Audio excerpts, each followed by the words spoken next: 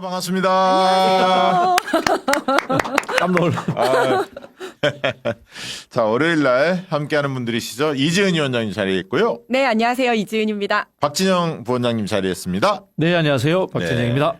그리고 오늘 또 2부에는 한창민 의원이 오는데 아유, 몸이 좀 많이 네. 회복되기를 네. 바라면서 오늘 한번 여러 가지 여쭤보도록 하겠습니다. 특히 또 그 사회민주당 네. 대표 아니십니까? 네. 그래서 또 야당이 지금 똘똘 뭉쳐야 하는데 민주대연합, 민주진영이 총 걸기에서 단결하는 모습들에 대해서 어떤 생각 가지고 있고 또 이제 국회 내부에서 또 호흡이 잘 맞는지 민주당 네. 이것도 굉장히 좀 중요한 과제여서 여러 이야기 좀 나눠봐야 할 것 같은데요. 저기 투어 이브님께서 한창민 의원님 나오시는군요. 몸은 괜찮은지 꼭 좀 물어봐 주세요. 대표님이라고 하셨네요. 네, 네, 네.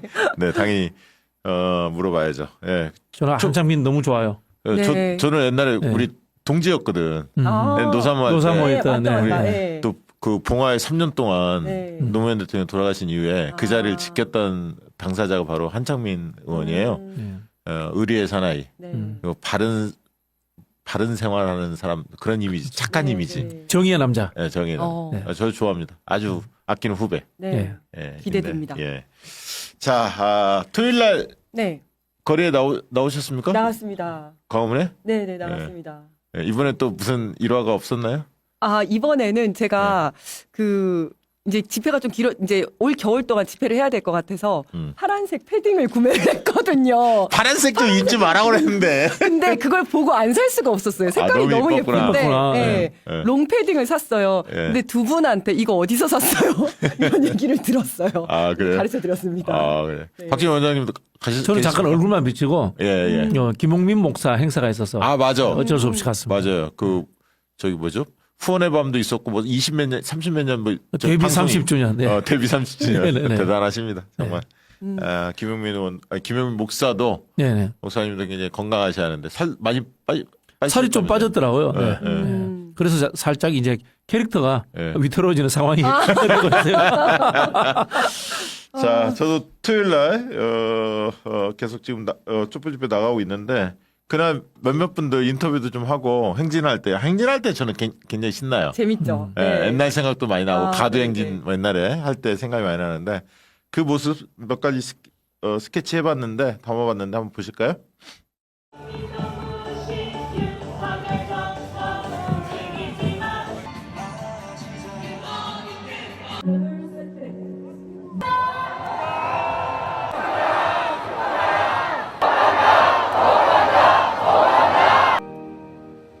바로 자리를 정돈해 주시기 바랍니다.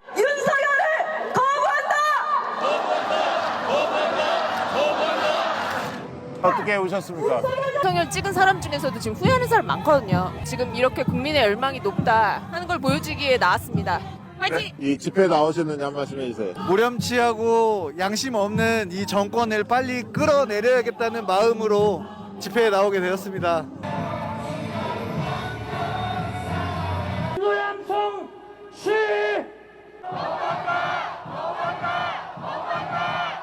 먹고 사는 문제 해결을 위한 대책을 마련해야 한다고 지적했습니다. 치는 대통령은 무엇을 하고 있...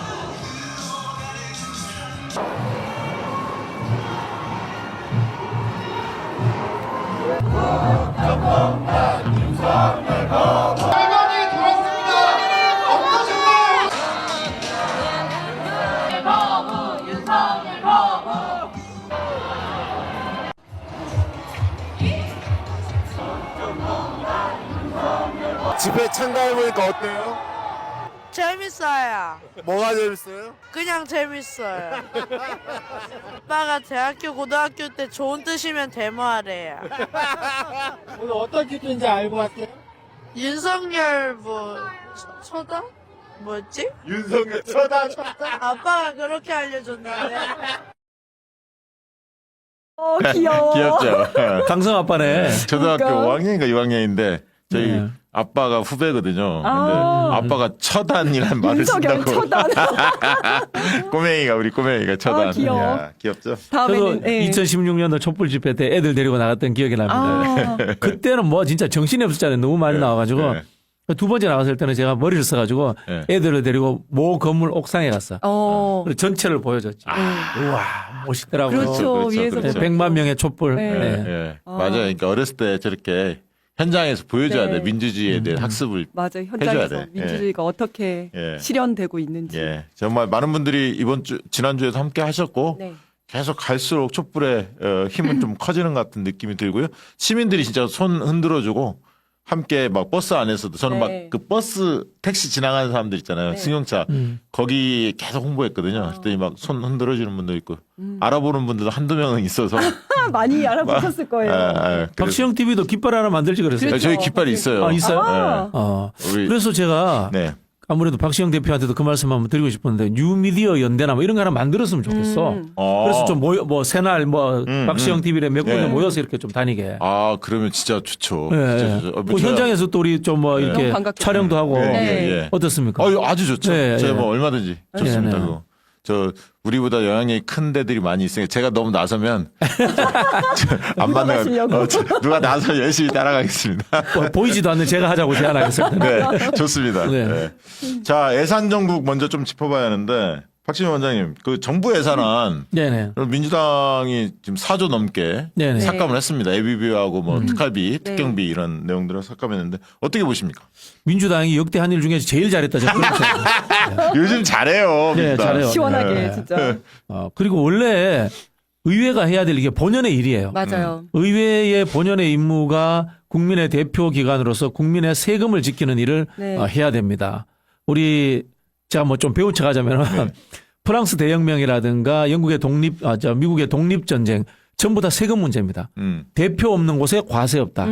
프랑스 대혁명도 이 삼부회를 소집해서 세금을 더 거두려고 하니까 이 부르주아 시민이 반대하는 거예요. 그래서부터 혁명이 일어났거든요. 즉 의회가 하는 첫 번째가 국민의 세금을 가지고 지키는 것이다. 민주당이 오랜만에 정말 정통으로 국회의 역할을 했다. 네. 칭찬해드리고 싶습니다. 아, 박수 한번 예. 보냅시다.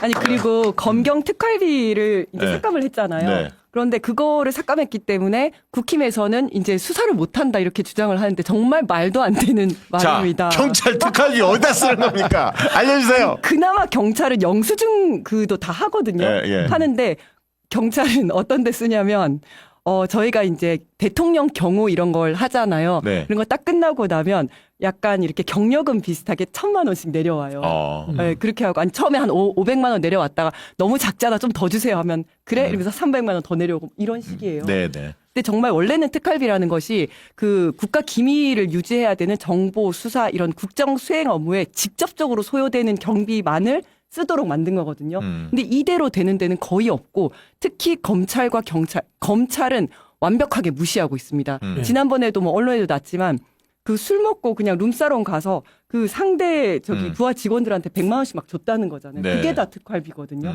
영수증 처리를 전혀 하지 않는. 그 명절 때 뭐 떡값으로 나가는 거잖아요. 맞아요. 사실. 그렇게 네. 하고 그다음에 그 세금 도둑 잡아라 하승수 변호사가 정보공개 청구해가지고 쭉 본 내용에 따르면 윤석열 검찰총장 시절에 그 17개월 동안 70억 가까이가 그 특활비가 윤석열 검찰총장 비서실로 다 들어갔다는 거예요. 결국 쌈짓돈으로 다 썼다는 거거든요. 그렇죠. 네. 자기 말 잘 들으면 그렇죠. 막 돈 더 내려주고. 주고 네. 문재인 정권 뭐 잘 때려잡는 많이 부서들 내려주고. 네. 여기 막 주고 뭐 그런 거 아닙니까 맞습니다. 사실. 그렇게 쓰는 네. 거죠. 에휴, 참. 너무 잘했다. 근데 이제 네. 오늘 이제 그 지지자들이 당원들이 그 우원식 국회의장이 10일 날로 네. 여야 합의 촉구를 했어요. 이거는 또 박진영 부원장님 또 국회와 또 당에 오래 있었기 때문에 또 많은 분들의 당원들이나 지지자들 마음은 알지만 또 우원식 의원 왜 이렇게 했는지에 대해서 어떻게 보시는지 한 말씀 해주시죠. 뭐 국회의장이 욕먹는 자리예요. 음. 어쩔 수 없다라는 생각이 들고요. 한편으로 보면은 여러분들은 우원식 의장님과 민주당 지도부 간에 뭔가 이 눈짓이 오갔을 수도 있다. 요 정도 짐작 정도는 해주셔야지 이게 그렇지. 고급 시청자세요. 근데 오늘 이제 그거는 했어요. 그 검사들 탄핵 그 부분 네. 감사원장 탄핵 부분은 본회의에서 보고가 이루어져서 4일날 처리하는 걸로. 그렇죠. 네. 네. 그 소식은 반갑게 들려왔고 네네네. 예산안은 어차피 약간의 이제 증액들 논란을 거칠 겁니다. 왜냐하면 그렇죠. 우리도 지역화폐 부분이 있고 네. 네네. 그러나 지금 이제 민주당에서는 특활비 문제만큼은 양보 없다. 네네. 특경비야 약간 이제 네. 그 실질적으로 이제 하급 그 검사 사무관들 이죠. 네네. 뭐 일선의 그 수사관들이 네. 쓰는 거니까. 네, 그거는 이제 일정 정도 타협을 할 것 같긴 하지만 영수증 없는 특활비는 네. 얄짤없다. 네. 이런 원칙을 지킬 것 같아요. 그래서 이번에 예산안 보면은 제일 가관인 것은 정부와 여당이에요. 정부와 여당이 감액됐다고 아이 몰라 배째 이런 식으로 하는 여당이 세상에 어디 있어요. 정부하고 여당은 이런 일이 해야죠. 벌어지면은 네. 야당을 살살 달래야 돼요. 그러니까요. 당신들이 원하는 예산 조금 줄 테니까 우리도 더 증액해가지고 우리가 하고 싶은 일 이 정부에서 꼭 국정 목표로서 해야 될 일을 하자 네. 이렇게 가야 되는데 이 정부는 하고 싶은 게 없잖아요. 수사 외에는. 네. 네, 네. 그러니까 깎으니까 에이 그래? 겉으로는 야당 욕하면서 네. 아니 돈 안 주니까 일 안 하고 좋네 잘 이런 됐네. 식인 거야. 그러니까요. 그러니까 지금은 저들이 강대강 전선 전략을 구사하고 있기 때문에 민주당이 맞서 싸울 수밖에 없어요. 맞아요. 무슨 과거의 여당의 모습을 네. 보이지 기대할 않고 수가 있잖아요. 없죠. 네. 사실 찍어 누르고 있기 때문에. 네. 자, 그런 면에서 또 민주당에서 이재명 대표나 박찬대 원내대표가 이 부분 관련해서 좀 꼬집었습니다. 그러니까 결국은 특활비 삭감 때문에 나라 살림 아, 못하겠다는 건 당황스러운 얘기다. 네. 네. 뭐 얘기도 했고요. 네. 그다음에 이제 이거 왜 처리 안 되냐 그러니까 예산 증액 필요시에 정부가 수정안 수정안 내면 내라. 그러면 협의할 수 있다 바로 네. 맞습니다. 오늘이라도 네. 협의 가능하다. 민주당 다 준비돼 있다. 이 얘기를 했죠. 근데 이제 오히려 당황스러운 건 사실은 거부권을 쓸 수가 없기 때문에 윤석열 그렇죠. 쪽에서 오히려 네. 좀 당황스러워하죠. 네. 그리고 예비비를 너무 많이 책정했잖아요. 그렇죠. 지금까지 계속 정권에서는 예비비를 1조 5천억 원 이상 쓴 적이 없는데 예. 이번에 4조 8천억 원을 네네. 편성을 네. 했나요? 예, 그래서 그랬던 절반 거죠. 깎은 거야. 그렇죠. 네. 2조 4천억 원. 예비비 어디 쓰시는지 지난번에 봤잖아요. 네. 해외 여행 신방하는데. 갔잖아요. 해외 여행 네, 갔잖아요. 전용해가지고 네. 다. 해외 차라리 그냥 순방하는데. 솔직하게 내 술값 좀 더 챙겨줘. 그러니까. 네. 이러면 우리가 예. 고민을 할 텐데. 예, 그러니까요. 참. 지금 그래 여당에서 하고 있는 게 전부 다 새빨간 거짓말인 게 네. 이재명 예산을 살리기 위해서 민주당이 이렇게 하고 있다라고 이야기를 하는데요. 이재명 호주머니에 들어갑니까? 전부 다 국민들에게 갑니다. 네, 네. 그리고 특히 이제 지역화폐 예산들은 국민의힘 소속의 시장 군수들도 좋아하는 예산이에요. 네. 그럼요. 실제로 민주당 쪽에 해달라고 부탁이 들어옵니다. 그렇죠. 반대로 특활비 영수증 처리 안 하고 검사들 호주머니에 들어갔죠. 예비비 윤석열 대통령 부부 해외 놀러 가는 데 썼죠. 이거야말로 그 두 사람들 검사들 호주머니에 들어가는 돈이에요. 네. 맞습니다. 그리고 아까 이제 감사원장 중앙지검 그 검사 3명 탄핵 관련해서 네. 오늘 본회의에 보고가 이루어졌고 4일날 처리한다는 거 아닙니까? 네. 반발들을 하긴 하는데 제일 고소한 거는 감사원 쪽에서 뭔가 성명을 내려고 그래서 네. 네. 사람들 그 직원들 모아놓고 근데 내부 반발로 무산이 됐죠. 에이 고소하다 이놈들아. 아니 그러니까 이게 네. 이제 탄핵에 맞서가지고 간부 한 100여 명을 소집을 해서 긴급 회의를 열어서 탄핵에 반대한다는 연명서를 받으려고 했던 거거든요. 네, 네. 근데 내부에서 이런 문제 있는 거 아닌가 이렇게 되니까 그것도 못하고 끝나고 나서 보통은 이제 언론 브리핑을 하잖아요. 네. 근데 본인들이 처음에 원했던 대로 얘기가 진행이 안 되니까 브리핑도 안 하고 그리고 끝이 났다고 합니다. 과거에 이런 유사한 경우들이 많이 있었잖아. 특히 네. 경찰 그렇죠. 집단 네. 행동에서 네, 막 네, 두드러 네. 잡았잖아. 네, 저희가 이제 경찰국. 경찰국 관련해서 반대한다고 해서 총경들이 모여가지고 회의를 했었어요. 그렇죠. 단순히 회의를 했을 뿐인데 이상민 장관은 뭐 하나회의 12.12 쿠데타를 연상케 한다. 네네. 이거는 집단 행동으로 국가공무원법 위반이다라고 하면서 당시 유사명 총경을 정직 3개월 네네. 네, 하고 그다음에 나머지 전부 다 저희 자천이 됐었죠. 어디 한직으로 가고 막 한직으로 이랬죠. 가보니 거의 네. 강등성 자천이었어요. 저 검사들 그다음에 그쵸. 저 감사원 직원들 맞아요. 이렇게 모이는 건 뭐예요? 뭐예요? 그러니까. 그러면 이것도 다 집단 행동으로 똑같이 어. 예, 징계 조치를 해야죠. 이게 정말 이준잣대야. 네, 이 공무원법 위반이 저는 소지가 있다라고 보고요. 이 사람들한테 그 이야기 해주고 싶어요. 윤석열이 검찰청법에 있는 임기를 마치지 않고 대선 후보 출마한다고 사표냈습니까? 맞아요. 그때 검사들은 왜 가만히 있었어요? 그러니까요. 그 검찰의 임기라는 것이 검사들이 정치적 중립을 위해서 오랫동안 요구해서 만들어진 법규예요. 그걸 윤석열이 어겼어요. 똑같습니다. 감사원장 최재형. 거기도 대통령 선거 출마한다고 중간에 그만뒀죠. 헌법기관인 감사원을 중간에 그만두고 출마했어요. 그때 감사원 구성원들은 맞아요. 뭐 집단행동이라든가 성명이라도 한번 발표했습니까? 맞아요. 왜 자기 출신들을 감사할 때는 한마디도 안 타가 이 국회라고 하는 정말 국민들의 대표기관에 대해서 그들이 함부로 이야기할 수 있는지 이거는 저는 윤석열 정부가 국회를 무시하기 때문에 그 밑에 있는 기관의 근무자들도 똑같은 행동을 하고 있다. 그렇게 말씀드리고 싶어요. 저는 그것도 그렇고 거기까지 갈 것도 없이 정말 얼마 전에 그 김 여사 수사 때 휴대폰 뺏겨가면서 출장 수사 당했을 때도 굉장히 자괴감을 느껴야 되는데 그렇죠. 정말 한마디 비판도 없었고 김 여사 수사하던 지휘부가 온통 다 좌천됐을 때도 정말 이프로스의 항의성 글 하나 없었잖아요. 그랬는데 뭐 이 그때 수사 제대로 못한 책임을 물어서 이제 탄핵을 하겠다라고 했더니 지금 이제 다 일어나서 이야기 막 이렇게 하는 게 정말 자성도 없고 뭐 충정도 없고 그렇다는 생각이 들더라고요. 아니 진짜 역대 감사원 중에 이 정도로 정치적 편향에 그 사로잡힌 감사원은 또 처음 보는 것 같아요, 사실. 처음 보죠. 처음 보죠. 대놓고 하는 거잖아요, 그렇죠. 완전 네. 대놓고. 검찰하고 거의 똑같은 행태를 맞아요. 하고 있어, 사실. 네.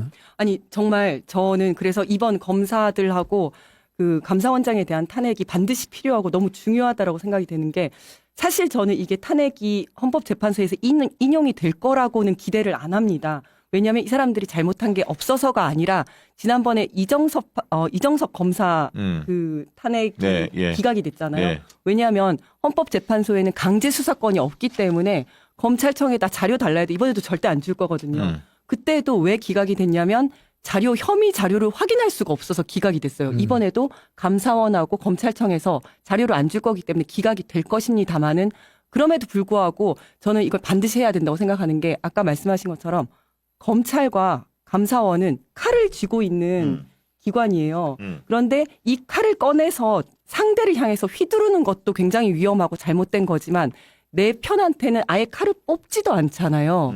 그래도 상대한테 휘두르면 이거는 법원에 가서 또 무죄를 주장하고 한 번 더 기회라도 있지 칼 자체를 뽑지를 않으면 이건 아무것도 안 되잖아요. 네. 그래서 이번 정권의 뭐 그 김건희 수사라든지 아니면 그 대통령실 이전과 관련해서 아무것도 안 하니까 그것 때문에 김건희 특검을 하자고 했는데 또 계속 거부권 행사하는 거고 그러면 생각해 볼 때 아니 검사랑 감사원이 원래 니네가 할 일을 똑바로 했으면 우리가 특검까지 갈 필요도 없는 거잖아요. 그렇죠. 네. 그러니까 원흉인 너네가 책임을 져라. 탄핵이라도 해야 되겠다. 이런 생각이 드는 거거든요. 실제로 이제 검찰이라든가 감사원이 저렇게 정치적 중립을 위반하면은 인사권자인 대통령이 징계를 해야 돼요. 맞아요. 최소한의 경고를 하든지 견책을 하든지 해야 되는데 대통령이 아예 아무 짓도 안 하니까 행정부를 견제해야 되는 역할을 할 수밖에 없는 국회가 나서서 하는 거예요. 네, 네. 저는 이게 민주당이 하는 것이 아니라 국회의원 제대로 정신 박힌 사람들이 하는 것이다.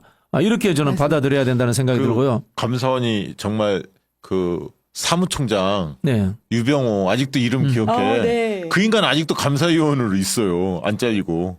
아, 그런가요? 아직도 감사위원인가요? 네. 자, 그 지금 감사원장이 이제 탄핵이 되면서 네. 직무대행 체제로 바뀌잖아요. 네, 네, 네. 근데 이제 직무대행 체제에서 권한대행을 조은석 또 문재인 그 네, 정권에서 네. 임명했던 조은석 감사위원이 지난번 저기 때 많이 나왔죠. 저 누구야? 전현희 권익위원 네, 감사위원장 아니 권익위원장 그 감사원 저기 뭐 징계 받을 때 그 네. 얘기 많이 나왔죠. 이분이 좀 양심적이잖아요. 전 서울고검장 하시던 예. 분. 네, 네. 그다음에 이제 김인혜 이분도 이제 옛날에 책 썼던 분. 네네, 문재인 검찰을 정부에. 생각하다. 예. 네. 이분이 이제 그다음 맡아요. 네. 그러니까 이제 3대 3으로 되거든. 네. 문재인 정부에서 3명, 감사위원이 네. 윤석열 정권에서 3대 3. 3명. 네. 근데 이제 찬성을 4명 이상이 되어야만이 의결이 가능해요. 네. 그러니까 상당 기간 감사원을 뭐 새로운 걸 하려면 의결이 잘 안 될 힘들 수 거예요. 있겠네요. 네. 이제 그런 것들은 이제 조선일보가 우려를 많이 하더라고요. 이제 그런 기사들을 내놓고 있는데 조선일보가 좀 긴장하더라고. 이제 원래 이제 국가기관은 네. 특히 이제 감사원은 헌법기관이면서도 합의제 행정기관이거든요. 네. 합의제 행정기관은 시원하게 결론 내리는 데가 아니에요. 맞아요. 이렇게 물에 물 탄듯 술에 술 탄듯 양극단을 배제하도록 하기 위해서 저렇게 임기 문제라든가 추천을 엇갈리도록 만들어 놓은 거예요. 그런 부분들을 좀 여러분들 맞습니다. 이해해 주셔야 돼요. 감사원에서는 핑계를 그렇게 냈더라고. 왜 제대로 수사 안 했냐. 관저 이전 관련해서 뭐 여러 의혹이나 막 이러면서 우리 뭐 할 만큼 했다. 막 이렇게 이야기하고 왜 지난 정권만 조지느냐. 늘 그랬다 우리는. 그리고 살아있는 살아있는 권력은 이제 잘하고 있다. 뭐 3, 4년 차 되면 그때 이제 한다. 이런 식 핑계는 냈는데 국민들이 다 알거든. 그럼요. 예. 예. 그 유병호라는 사무총장이 얼마나 위세를 부렸는지 네. 국회에 와서 똑똑히 기억하고 있습니다. 오마이뉴스가 이충재 인사이트 이분 저 글을 굉장히 잘 쓰시는데 그 내용 한번 조금 몇 가지 좀 읽어드리도록 하겠습니다. 내용 굉장히 잘 썼어요. 검사들의 후한무치다. 한마디로 집단 반발에 대해서 정권 옹호 방상 없이 기득권 수호에 집착한다는 얘기를 했는데 이충재 씨가 주장하는 바에 의하면 집단 행동도 문제지만 자성이 없다. 네. 자성이 선행돼야 한다. 그동안에 어떻게 해왔는데 정권의 호위무사 같은 행태로 국민적 비난을 받지 않았느냐. 이 부분이고 그리고 이런 얘기를 했습니다. 또 한 가지 뭐냐면 검찰과 여당을 제외하곤 검사 탄핵에 대한 여론의 반발의 역풍이 불지 않은 것도 현재의 검찰 공화국에 대한 반감을 보여준다는 분석이다. 네. 이 의미도 있고요. 그다음에 이제 탄핵 반대 성명 검찰들이 막 집단 행동했던 그 골자가 뭐냐면 성명의 골자가 상권 분립이랑 헌법 정신에 위배된다는 주장을 피고 있는데 헌법 65조는 헌법과 법률을 위반한 대통령과 국무위원 판검사 등을 탄핵 의결 대상으로 규정하고 있다. 그렇죠. 그래서 헌법과 법률을 헌법에 부여한 의해서. 국회의 정당한 권한이다라는 걸 명확히 이야기를 했고요. 저들이 펼치는 논리 중에 하나가 검사들을 탄핵하면 국민 불편이 가중된다. 이런 논리를 피고 있는데 황당하다. 왜냐하면 3명만 지금 그렇죠. 검사 잘라내는데 예. 무슨 그 수백 명 많은 가운데 3명 수천 명 잘라내는데 중에서, 국민 예. 불편이 커진다는 것이냐. 공포 마케팅을 펼치고 있다. 이런 얘기도 하고 있고 그동안에 국민들 마음을 불편하게 만들고 상처를 준 게 누구냐. 검찰의 행태 아니냐. 도이치모터스 어떻게 했냐. 불기소 처분했고 뭐 이런 얘기들. 치욕스러운 출장조사. 무혐의 처분에도 자성의 목소리 한 명도 없었고 맞아. 그때 비판했던 좌천성 인사 검찰 고위 간부들이 당했을 때도 내부 게시판에 단 한 개의 항의글도 올라오지 않았던 게 바로 검사들이다. 그리고 공무원의 정치 중립 규정 위반에 해당되기도 한다. 이런 내용들을 이야기를 하시면서 결국은 검찰권 남용을 막기 위해 검사 탄핵 제도를 활성화시켜야 한다는 목소리가 커지는 상황이다. 이렇게 가름을 했습니다. 아주 잘 썼습니다. 내용을 네. 소개해드렸고요. 자, 그렇습니다. 그래서 지금 국면에서는 민주당이 힘 대 힘, 강 대 강 이런 상황이기 때문에 이 부분은 좀 확고하게 돌파했으면 좋겠어요. 모처럼 효능감을 국민들에게 주는 것 같아요. 아, 역시 그러니까 국회가 어디까지 역할을 할 수 있지 이걸 잘 몰랐어. 네. 우리 워낙 행정 독재를 하잖아요. 그러니까 대통령실이 너무 독주를 하고 검사 독재를 하기 때문에 야 무기력하다 국회가 이 생각만 가졌었는데 요즘 들어서 민주당이 국회에 힘이 있다라는 걸 한 번씩 보여주는 것 같습니다. 시원합니다. 시원하죠. 네. 자 영상 광고 하나 보고 광고 하나 하고 토크 이어가도록 하겠습니다. 코밀크 시슬입니다. 70%가 손상되어도 자각이 없는 침묵의 장기 간. 간 건강, 매일 관리가 필요합니다. 여러분의 간 건강을 위해 코어 밀크시슬을 추천합니다. 밀크시슬과 특허 원료 ELC40을 배합한 국내 유일한 건강식품 코어 밀크시슬. 매일 하루 한 알로 간 건강과 음주 후 간 해독을 한 번에. 30% 할인 이벤트 코어 밀크시슬. 지금 바로 검색해보세요. 네, 간 건강과 숙취 해소를 한 번에 잡을 수 있는 제품 바로 코어 밀크 시슬입니다. 코어 밀크 시슬이 술자리가 잦은 요즘 연말 맞이해서 술자리, 회식 자리에 매우 유용한 제품입니다. 패키지로 지금 추가 증정 이벤트를 아울러 진행하고 있는데요. 많은 분들 알고 계시겠지만 코어 밀크 시슬은 간 건강과 음주 간 해독에 도움을 주는 특별한 원료에 추가로 숙취 해소에 도움을 주는 특허 원료를 더한 특별한 제품입니다. 밀크시슬. 밀크시슬 많이 있죠. 근데 네. 코어 밀크시슬은 간 기능과 네. 그러니까 두 번째 숙취 숙취 해소 해소. 두 가지를 네. 다 잡았다. 이렇게 네. 보시면 되는데요. 간의 회복과 관리, 거기에 숙취 해소까지 지금까지 이런 밀크시슬은 없었다고 하네요. 매일 하루 한 알로 간 건강 챙기시고요. 음주 드실 때 음주 전후 추가 섭취로 음주 간 해독과 숙취 해소 모두 챙기시기 바랍니다. 현재 30% 할인 이벤트 진행하고 있습니다. 연말 이벤트 놓치지 마시고요. 검색창에 코어 밀크 시슬 이렇게 검색해 보시면 됩니다. 요즘에 잘 챙기고 있으십니까? 요즘 술자리 많은 것 같던데. 술자리가 예. 많아질 시기예요. 그래서 송년회 갈 때 이거 좀 몇 개 사가지고 친구들 하나씩 주고 하면 좋을 것 같아요. 아, 네, 그런 게 송년회 좋죠. 선물로. 선물로. 네. 예. 하나씩 먹고 시작하는 거죠, 이제. 네. 꼭 그런 사람이 있어. 자기는 먹고 남 안 주는 사람. 저는 그런 사람은 아닙니다. 아니 근데 이런 거 그건 가져가면 이제 술자리 작전이죠. 그렇죠. 아니 네. 이런 거 가져가면 네. 술값은 내지 마라 그래. 보통. 아, 그렇죠, 그렇죠. 인기가 있어. 네, 네, 아, 맞아, 역시 맞아. 친구들을 챙기는구나. 배려심 그래. 쩐다 이러면서. 예. 좋습니다. 꼭 읽으시어요. 꼭 한번 챙겨봐 주시고요. 명태균 관련 이야기 좀 들어가 볼까요? 어떻게 보세요? 전반적으로 지금 명태균 흘러가는 양상을 명태균 게이트 어떻게 보십니까? 박진영 원장님. 굉장히 크게 넓어지고 있는데 음. 사실은 초점을 살짝 벗어난 측면도 있는 것 같아요.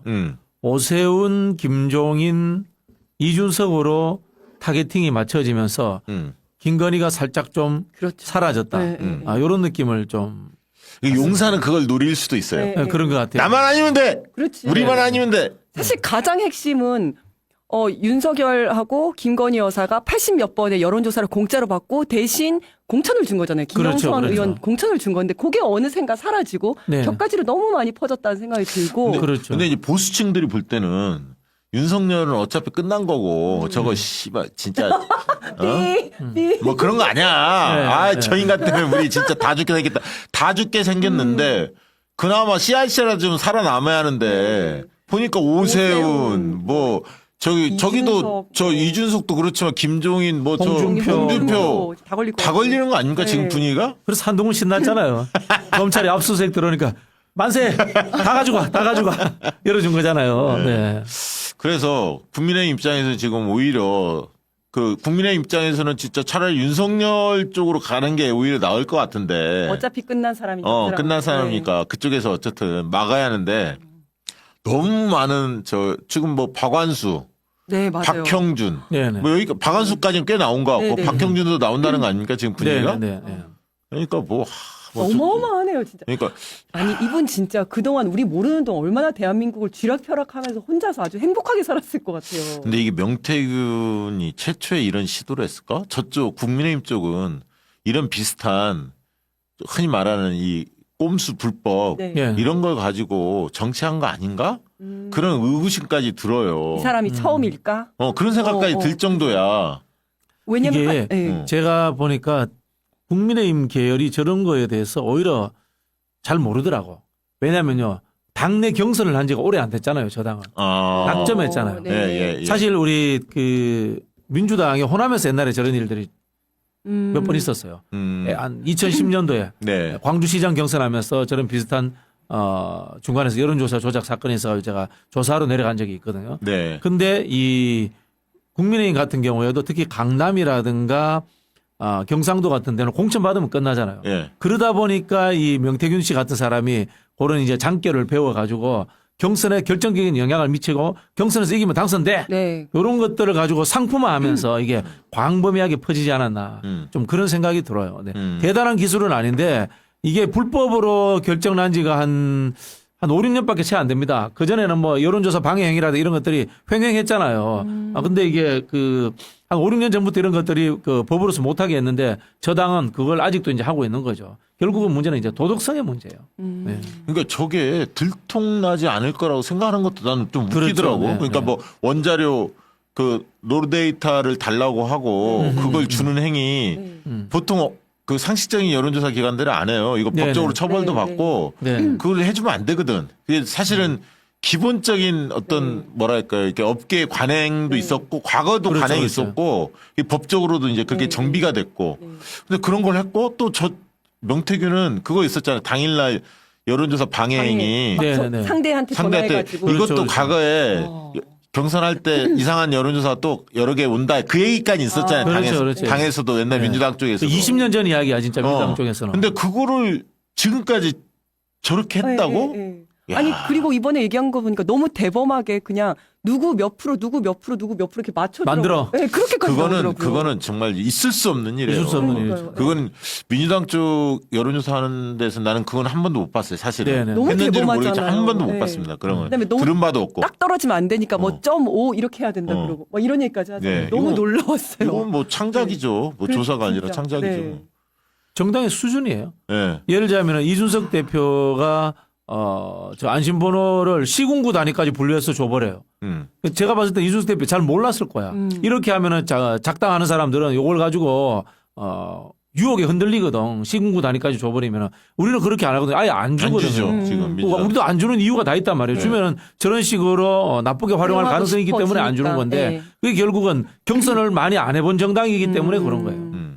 그래서 나는 사실 그것도 20 며칠 동안 안심번호를 사용할 수 있다는 기간을 준 것도 난 사실 그렇죠. 납득이 안 돼. 그러니까 납득이 그 안 얘기는 되죠. 네. 거기 뭐 문자 보내고 홍보하고 전화 홍보하고 뭐 이런 걸 다 허용한 건데 아까 명태균 식으로 조사를 막 한 다음에 공가 X 해서 애가 누군지 금방 알 수가 있어요. 네. 왜냐하면 고유 번호가 있어. 네. 0505 하면 고유 번호가 원데이터를 보면 그대로 있기 때문에 당원 명부가 뿌려졌기 때문에 네. 캠프에 대규모로 조사해 보면 맞아요. 누군지를 알 수가 있어. 나오는구나. 그러면 네. 지역위원회별로 야 얘는 누구 윤석열 지지한데 얘는 홍준표 지지한데 알거든. 네, 그렇지. 네, 네. 왜냐하면 당원 고유 명부가 있단 말이야. 나오니까. 0505 이 안심번호 번호가 고유하게 살아 있었거든. 네, 20 네. 며칠 동안. 근데 누군지 안단 말이야. 네. 걔 설득 좀 해. 이렇게 할 수도 있고. 그러니까 정말 어마어마한 일들이 나는 지금 벌어졌을 거라 봐요. 대선 경선 과정에. 다 안 밝혀졌지만. 저 당원 명부를 그렇게 20 며칠 동안 주문으로 인해서 벌어진 일련의 사태들이 어마어마할 거야. 그 생각해보면 황당무계 아니라 상상도 해보는 게 그 명부를 가지고 지역위원회 통하면 누구든지 지역구별로 성향 파악이 되잖아요. 근데 홍준표 쪽은 지역위원장이 별로 없어. 그래 이 사람이 홍준표하고도 친하잖아요. 네. 근데 홍준표는 줘봤자 이걸 써먹지를 못해. 근데 윤석열을 지지했던 지역위원장들은 상당히 많아. 그렇죠. 그럼 훨씬 더 여기가 효용성이 있네. 그렇죠. 뭐 제 내피셜입니다. 뭐 이런 다양한 어떤 이 뭐라고 하면 불법의 요소를 가지칠 수 있는 하나의 근거를 줘버린 거예요. 그래서 제가 의심하는 게 이준석이 과연 그렇게 이 불법적 요소가 끼어들 가능성 그거를 모르고 그렇게 줬을까? 그게 내 이제 의문이야. 저는 명태균과 이준석이 큰 그림을 같이 그렸다는 느낌이 들어서 모르지 않았을 것 같아요. 네. 정말 좀 네. 이 부분을 더 밝혀져야 할 것 같은데 몇 어쨌든 가지- 각서가 지금 네. 공개됐잖아요. 이게 제일 큰 거 아닙니까 일단? 지금 최근에 네, 나왔던 네. 것 중에 김건희. 이게 미래한국연구소가 PNR에 준 각서인데요. 김건희에게 6천만 원 정도 돈을 받아서 빚을 갚겠다. 이런 내용이 있습니다. 여기에.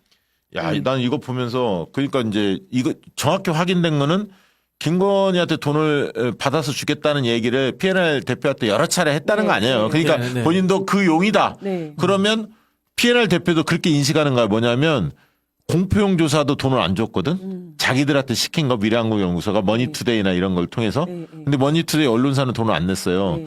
그러면서 미래한국연구소 자기들이 돈 준다 하고 했는데 이거는 김건희한테 받아서 돈 주겠다. 그리고 자체 조사한 것도 김건희한테 받아주겠다. 이렇게 이야기한 거 아니냐요. 네, 네.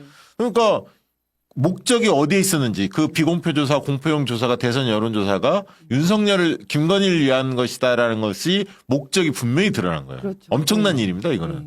강혜경 씨의 그 증언에 의하면은 저기 청구서 만들어서 명태균 씨가 김건희 찾아갔다잖아요. 그렇죠. 오르비스타로. 네. 그렇다면 이게 스토리텔링이 다 맞춰지잖아요. 맞아요. 이 정도면 제대로 수사 시작해야 해야 맞아요. 돼요. 지금 뭐 창원지검 상황들을 보면 이제 뭐 정치자금법 위반, 그러니까 그 정치자금법 위반을 여러분들 헷갈리시면 안 됩니다.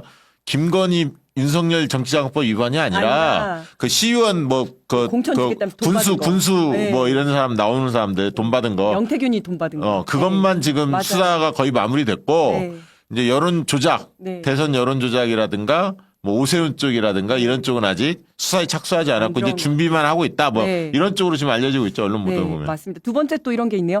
오세훈 스폰서 명태균 대선 여론조사비 1,420만 원 입금 내역 확인. 이것도 무진장 큰 게 박신 원장님 김한정이라는 사람 말이죠. 네. 이 사람이 오세훈 스폰서 역할만 한 게 아니라 네. 대선판에서 크게 역할을 했고 그렇죠. 지금 네.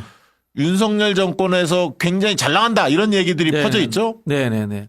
이분이 그냥 오세훈만 민 것이 아니라 윤석열도 밀고 그다음에 차기 대선까지 그림을 그리려고 했던 사람이다. 이렇게 소문이 나 있고요.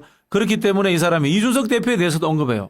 이준석 대표 될 때도 내가 많이 도와줬다. 네. 그런 이야기를 하고 다닙니다. 네. 실제로 그러면 이 사람은 이제 재력가로서 네. 어느 정도 자신이 스폰을 하고 그 이후에 정치적인 또는 어떤 이익을 받고자 했던 그런 사람으로서 이제 분류가 되는데요. 또 또 이 돈 줬는 게 재밌는 게 보면 1,420만 원이에요. 네. 이 우리 보통 이제 대가성이 없이 뭐 누구 준다 이런 이야기 하잖아요. 네. 그때는 뭐 500만 원이나 1,000만 원이나 딱딱 떨어져요. 1,420만 원은 뭘까? 샘플 하나당 얼마까 계산해서 이렇게 해서 준 것이 아닐까라고 충분히 저희가 짐작해 볼 수 있는 거죠. 그러니까 이 여론조사 날짜랑 입금 날짜가 딱딱 맞았고 네네. 강혜경 씨도 그 대선 관련해서 받았다라고 이렇게 진술을 했다고 합니다. 나는 약간 그 생각도 들어서 김한정이가 이 양반이 약간 짜구나라는 생각도 들은 게 뭐냐면 봐봐요. 500만 원, 220, 500만 원, 200만 원을 보냈어. 네. 그럼 500만 원 똑같이 맞아. 근데 220을 한 번 보내고 그다음에 200만 원 보내서 220 달라고 하니까 야 부가세 띄고 부가세 띄고 200만 받아. 이렇게 보내지 않았을까 김한정? 야. 이돈 많은 사람들이 원래 이래. 있는 사람들이 더해. 더해. 이런 인간들. 근데 어쨌든 야 김한정을 지금 소환 조사할 것 같은데 네. 이 검찰이 제대로 물어야 돼. 이게 지금 오세훈 것만 연결된 게 아니라 당신이 왜 대선 맞아. 여론조사를 네가 냈어? 오세훈 맞아. 것도 아니고 이걸 이제 캐물어야 돼. 맞아요. 그리고 사실은 이제 윤석열 대선 캠프 쪽에 오세훈 쪽 사람을 넣으려고 했다는 거잖아요. 네네. 그러니까 그런 것들과의 상관관계, 뇌물이 될 수 있는지 이런 것들 다 밝혀야 되는 건데 할 수 있을지 모르겠네요, 검찰이. 야 근데 이거 그리고 진짜. 뭐 윤석열 정부 내내 윤석열 오세훈 관계가 좋았어요. 예, 좋았죠. 사실 정치적 성향이라든가 스타일로 보면 안 맞을 수 있는데 네. 그렇죠. 굉장히 좋았다라는 소문이 돌았고요. 그리고 중요한 거 오세훈이 윤석열을 한 번도 깐 적이 없습니다. 그렇죠. 여러분 네. 그걸 기억하세요. 오세훈은 납작 엎드렸어요. 네. 지금까지. 나경원은 약간 당대표 뭐 이렇게 나오려다 깝짝깝짝거리다 네, 계속 맞아요. 찍혔고 맞아요. 그렇죠. 네. 오세훈은 완전히 엎드렸습니다. 네. 그런 오세훈이 요즘에 조금씩 목소리를 내던 차에 이게 딱 걸렸지. 왜냐하면 대선 행보를 하려고 목소리 좀 내던 차에 네. 왜냐하면 한동훈 쪽 아니다라고 생각한 친윤 쪽이 오세훈 쪽 쫙 붙었거든. 그렇죠. 네. 그래서 이제 약간 몸 좀 풀려고 대선 몸을 풀려고 하는데 명태균까지 딱 드러난 거야. 그러니까 그런 상황인데 야 비공표 조사 보니까 이게 안철수 1등 오세훈 1등 만든 것뿐만 아니라 나경원도 정말 진짜. 열받겠어요. 네, 네. 오세훈 나경원 할 네. 때도 조작을 했네. 맞아요. 그래서 이게 원래 안철수가 1등이었는데 오세훈 1등으로 바뀌었고, 그러니까 안철수가 4.6% 포인트 앞섰는데 오세훈이 3.4% 포인트 앞선 걸로 뒤집었고요. 또 그 당내 경선에서도 나경원이 9.1% 포인트 우세했는데 오세훈이 2.4% 포인트 이거 엄청 나도 뒤집어지네요. 이때 좀 이해가 안 됐어요. 네네네. 나경원 한참 잘 나갈 때거든. 이야기했어요. 나경원이 잘 나갈 때고 네. 오세훈이 휴지기가 있었거든. 네. 오래 쉬었잖아. 근데 네. 갑자기 오세훈 확 올라왔어. 좀 이상하다 했거든요. 네. 나경원은 근데 가만히 있죠. 그러니까 너무 지금 궁금해요. 그동안에 그 조용했던 안철수는 그래도 한마디는 했거든. 네. 하나마나 한 소리 열심히 수사해서 밝혀내야 됩니다. 이렇게. 뻔한 얘기죠. 그래도 뻔한 한마디 얘기. 했는데 네, 모두가 하는 얘기. 나경원 조용해. 아무 얘기도 안 해. 그 제일 왜- 억울할 것 같은데. 왜 조용할까? 나경원이? 본인도 뭐가 있나요? 아니 그럴 수도 있고 아니면 서울시장 이런 건 이제 생각이 있다라고 보여져요. 그래서 지금 윤석열한테 찍히면 안 된다. 몸살일 때다. 왜 한번 자기 한번 찍혀서 머리 한번 디밀었다가 적이 있거든. 디밀었다 다. 그리고 네. 그거 있잖아. 국회에서 빠루. 빠루. 그 사건 아직도 수사를 안 끝났거든. 네네네. 그러니까 이거는 나경원 맞네. 까불면 바로 조질 수가 있잖아. 그렇지. 네. 몸- 나경원은 사실 조심해야 지금도 되구나. 이제 한동훈한테 꼼짝 못하죠. 자, 그런 상황입니다. 그런 상황이고요. 자, 그리고 그래서 전반적으로 보면 안철수는 약간 안철수도 사실 목소리 낸 것도 아니야. 예. 어떻게 보면 그쵸? 이 정도도 말도 안 하면 이상하지. 네. 그러니까 한마디 한 것 같고 나경원, 한동훈은 좀 상대적으로 조용합니다. 한동훈 쪽 뭐 소식 들은 거 있습니까, 박진영 원장님 요즘에? 당원 게시판 뭐 이런 등등 관련해서? 뭐 어쨌든 한동훈은 끝까지 버티기 전략으로 간답니다. 일단 특검법에 찬성하는 일은 절대 없다. 그렇죠. 그렇게 보여지고요. 음. 오히려 그 김건희의 뭐라고 합니까 이 총선 당시에 본인하고 주고받았던 문자 네. 이 부분이 있고 그 다음에 또 이 명태균 씨를 통한 여론조사 의혹 이 부분에 대해서 당의 자료가 있을 것이다라는 생각을 가지고 이것을 오히려 스스로 오픈해주는 그런 쪽으로 이 방향을 돌리고 있다. 뭐 그런 이야기를 들었습니다. 그러니까 이제 약간 지렛대로 활용하는 거죠. 그렇죠, 지금 그렇죠. 여러 가지. 네, 네. 그래서 이제 친윤 쪽이 자기를 내치지 못할 정도의 그렇죠, 네. 패는 가지고 있으면서 네네. 적정한 선에서 지금 가는 그런 전략을 세우는 것 같아요. 자기가 네네. 팽당하는 게 제일 두려우니까 지금 한동훈으로서는. 그래서 하여튼 뭐 다른 유튜브하고 좀 다르게 결론 내리자면은 한동훈이 특검법을 지렛대로 사용하는 일은 없다. 그건 제가 확실한- 단정적으로 말씀드리겠습니다. 네, 네. 그 얘기는 맞는 것 같아요. 네. 그런 선택을 못 하는 거예요. 네. 지금 보면. 그래서 이제 민주당 쪽에서도 그러면 이 김건희 특검이 계속 이제 뭐 상설 특검에 하나 안이 있고 여러 가지 이제 보관들은 있지만 이걸 어떻게 그럼 돌파할 거냐 앞으로 내년도에 올해 열심히 싸우면서 이게 이제 그 용산을 계속 압박을 해야 하는데 수단이 뭐지? 그래서 이제 박진영 원장님이 지난번에 이야기했던 의원직 총사퇴 이런 등등 있잖아요. 바로 이게 뭐 바로 시행되지는 않겠지만 마지막이죠, 마지막. 카드로 그 부분을 검토할 수도 있다. 내부에서 고민이 있어요. 그러면서 예를 들면 2026년 때 지방선거인데 그때 대선과 총선을 함께 다 치르는 의원들이 내년 뭐냐 이게 연말이나 가을쯤에 총사퇴를 해버리잖아요. 그러면 총선 치러야 하거든. 민주당이 다 그렇죠. 총사퇴를 하면 네. 그런 방안들도 있기 때문에 결국은 열심히 싸우면서 국민적 동의를 얻되 저들이 끝까지 버티면 민주당 의원들이 정치적 결단을 해야 하는 상황까지 고려하지 않을 수 없는 그러니까 패는 민주당도 있다 여러 가지 그런 이야기 드리면서 여론조사 조금 얘기해 보도록 하겠습니다. 자 여론조사 좀 올려주시기 바랍니다. 자 여론조사 꽃에서 대통령 지지율 먼저 조사했죠. 이번 조사에서는 20.9가 나왔어요. 전화면접 조사. 많이 나왔네. 0.6 떨어졌는데 ARS 조사는 23.9, 5.4포인트가 빠졌습니다. 근데 중도층에서 확실히 여론조사 이번에 해보니까 전화면접 조사에서 중도층이 한 6%포인트 빠졌어요. 서울과 60대 이런 층에서 대통령 지지율이 좀 더 빠졌고요. ARS 조사를 해보니까 충청, 서울, 경기, 인천에서 고루 많이 빠졌고요. 30대, 40대에서 그리고 특히 중도층, 진보, 보수 일제히 다 빠졌습니다. 블루칼라에서도 크게 빠졌고요. 그래서 대통령 지지율 조금 빠지긴 했는데 아직 성에 안 찬다. 네. 뭐 이렇게 이야기해 드릴 수가 있을 것 같고요. 그 다음에 리얼미터인가요? 아니면 리얼미터 조사에서는 오늘 조사에서 0.7%포인트 빠졌죠. 25를 기록했고요. 종전보다 0.7%가 빠졌고 그 다음에 갤럽 조사에서도 1%포인트가 빠졌죠. 19를 찍었죠. 이게 좀 많이 화제가 됐죠. 어쨌든 10%대가 나와야 사람들이 네. 관심을 가지니까. 맞아. 예, 특징적이었고요. 그 다음에 정당 지지율을 좀 볼까요? 정당 지지율에서는 민주당에서 여론조사 꽃은 민주당이 47.0, 이거 0.5%포인트 빠지고 국민의힘이 1%포인트 올랐는데 이게 소강 상태고요. 횡보였다 이렇게 보시면 되고 반면에 ARS 조사는 민주당이 올랐어요. 2.9%포인트 올라서 역대 최고치를 기록했습니다. 53.2, 국민의힘 28.2를 기록했고요. 그다음에 리얼미터에서는 양당이 소폭 다 올랐죠. 리얼미터는 민주당이 45.2, 0.3 올랐고요. 국민의힘 32.3, 2%포인트가 올랐습니다.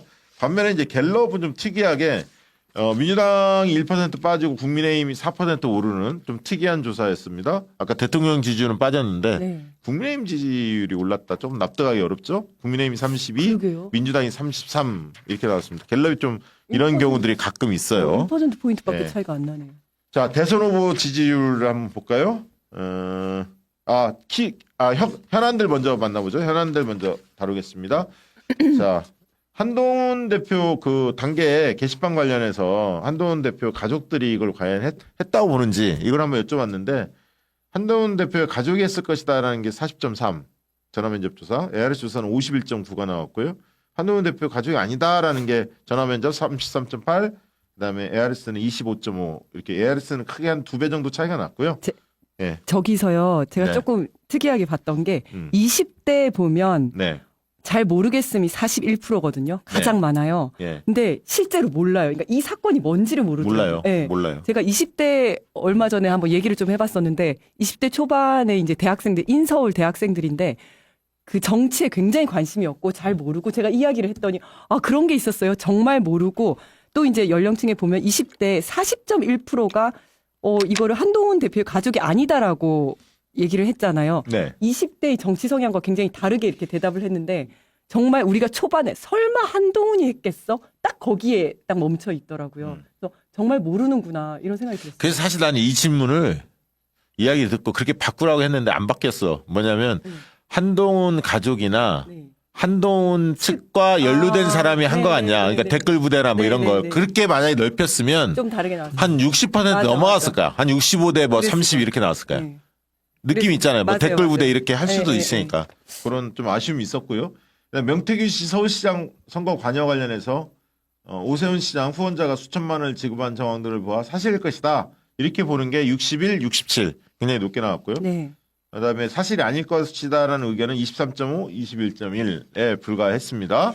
자, 그리고 여의도 연구원에서 의뢰를 받아서 명태균 씨가 여론조사를 했는데 왜 명태균한테 맡긴 것 같냐 이렇게 물어봤을 때 여의도 연구원이 직접 하기 곤란한 일을 시키려고 했던 것 같다라는 인식이 44.8, 54.8로 제일 높게 나왔고요.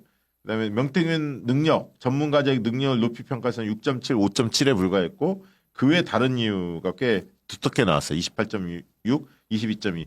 이 부분은 조금 더 규명이 좀 돼야 할 것 같긴 한데. 저는 이거 대표님이 질문 생각하신 거예요? 아니요, 내가 이 아니에요? 질문 제가 생각 한 안 거 해요. 아니에요? 저는 그 외 다른 이유를 구체화합니다. 이렇게 포괄적으로 안 그래요? 하고. 아니 근데 저는 이걸 다 보면서 이거 약간 교육 홍보용 설문인 것 같은데 이런 생각이 드는 거예요.